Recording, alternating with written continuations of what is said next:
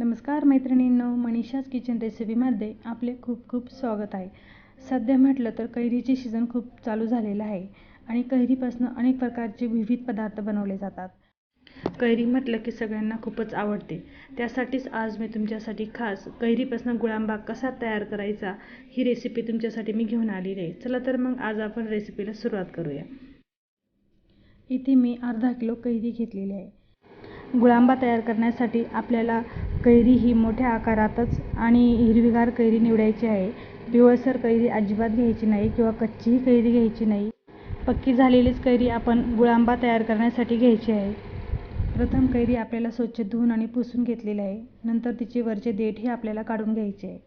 देठ काढून झाले की आपण कैरीची वरचे साली आपण संपूर्णपणे काढून घेणार आहोत. वरची साल आपल्याला काढूनच आपल्याला गुळांबा तयार करायचा असतो. अशा प्रकारे मी संपूर्ण कैरीचे साल काढून घेतलेले आहे.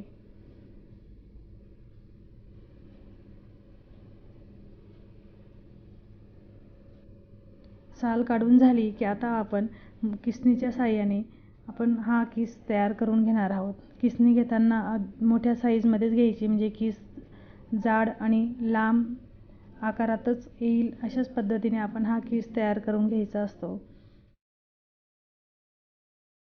अशा पद्धतीने मी तिन्ही कैऱ्या किसून घेतलेल्या आहेत.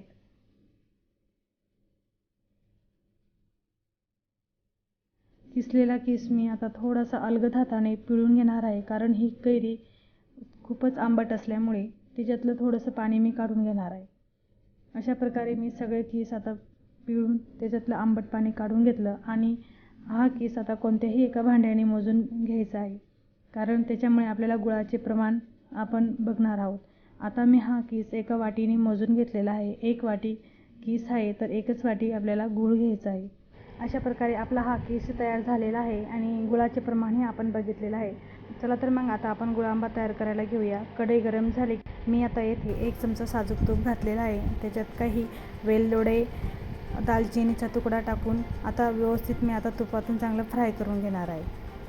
वेलदोडे, दालचिनी आणि लवंग तुपातून चांगली परतून झाली की आता आपण ज्या कैऱ्या किसून जो किस तयार करून घेतला तो मी आता टाकून तुपातून 5 ते 7 मिनिटे चांगले परतून घेणार आहे. आणि साजूक तूप वापरल्यामुळे ह्या गुळांब्याला खूपच छान फ्लेवर येतो आणि चवीलाही खूप छान लागतो. त्यामुळे साजूक तुपाचाच वापर करून आपण हा गुळांबा तयार करायचा असतो.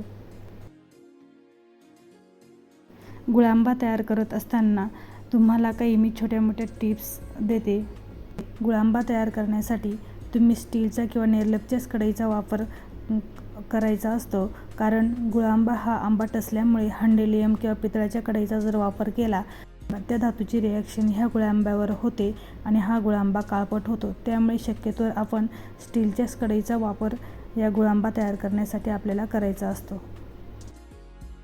तसेच आता 5 ते 10 मिनिटं हा तुपातून चांगला किस परतून झाला की आपण किसून घेतलेला गूळ आपण त्यात टाकून घेऊया. आपण गुळाचं प्रमाण बघितलेले आहे. 1 वाटी किस होता तर 1 वाटीच आपण गूळ घेतलेला आहे.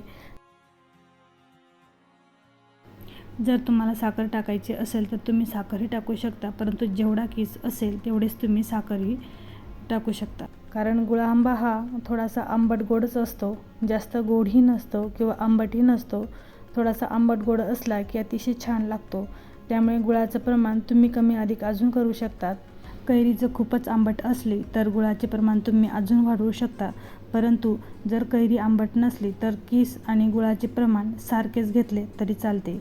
अशा प्रकारे आपण हा एकतारी पाक होईपर्यंत सतत आपल्याला हे ढवळत राहायचं आहे. आता थोडासा पाक होत आला की गॅस आपल्याला मंद करायचा आहे आणि आपल्याला हे सतत मिक्स करत राहायचं आहे. गुळांबा घट्ट होत आला की तो कढईच्या तळाशी पटकन लागतो. त्यामुळे आपल्याला एखाद्या पळीच्या साहाय्याने आपल्याला सतत चाळत राहायचं आहे. अशा पद्धतीने आपला हा गुळांबा तयार झालेला आहे. गुळांबा तयार झाला की शेवटी आपण वेलची पूड घालणार आहोत. 1 चमचा मी आता येथे वेलची पूड घातलेली आहे आणि येथे मी जायफळही किसून घातलेलं आहे. आणि अजून तुम्हाला एक टिप्स देते की जायफळ आणि वेलची पूड ही केव्हाही गुळांबा झाल्यानंतर शेवटी टाकायची असते, म्हणजे त्याचा फ्लेवर गुळांब्याला टिकून राहतो. त्यामुळे आपण वेलची पूड आणि जायफळ हे शेवटी टाकून आता व्यवस्थित मिक्स करून घेतलेलं आहे. अशा प्रकारे आपला हा गुळांबा अतिशय चटपटीत आणि रसरशीत तयार झालेला आहे. गुळांबा तयार झाला हे कसे ओळखावे? जर गुळांब्याला चकाकी आली आणि तो असा चमकदार दिसायला लागला की समजावं की आपला गुळांबा हा परफेक्ट तयार झालेला आहे. आणि अशा प्रकारे आपला हा गुळांब्यालाही चकाकी आलेली आहे आणि हा गुळांबा आपला परफेक्ट तयार झालेला आहे. अशा प्रकारे तुम्ही जर गुळांबा तयार करून एका हवाबंद बरणीत जर भरून ठेवला तर नक्कीच तो वर्षभर टिकतो. अशा प्रकारे मी हा गुळांबा तयार केलेला आहे. तर तुम्हाला कशी वाटली ही माझी रेसिपी नक्की मला कमेंट्स करून कळवा. आवडली असेल तर लाईक करा, शेअर करा आणि माझ्या यूट्यूब चॅनलला सबस्क्राईब करा. चला तर मग भेटूया अशाच नवनवीन रेसिपीसोबत. तोपर्यंत धन्यवाद.